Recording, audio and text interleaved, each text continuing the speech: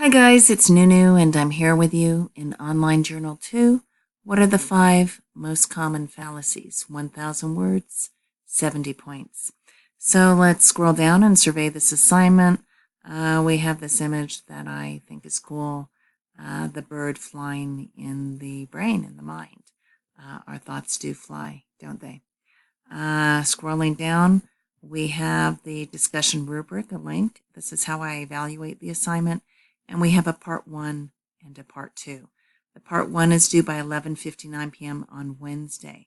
In 750 words, 3 pages, describe the 5 most common fallacies that you think people in Europe committed in order for Adolf Hitler to rise to power and for the Holocaust to occur.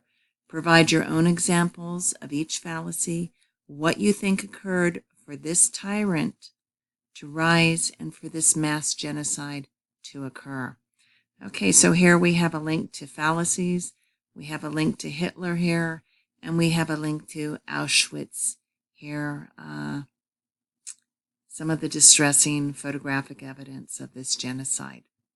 And in part 1, share your thoughts about whether you think this kind of barbarism can occur in the U.S. Do you think it's possible for the government in 2019 to target a specific group of people and do to them what was done in Europe to the Jewish people, LGBT people, Jehovah's Witnesses, and anyone who opposed the Third Reich, which was Hitler's government? Part 2, due by 11:59 p.m. on Sunday. Respond to 2 peers' postings, 125 words, half a page for each response, for a total of 250 words, 1 page. How should you respond? Compare their fallacies to yours. And if I ask you a question in the thread below your posting, answer it, please.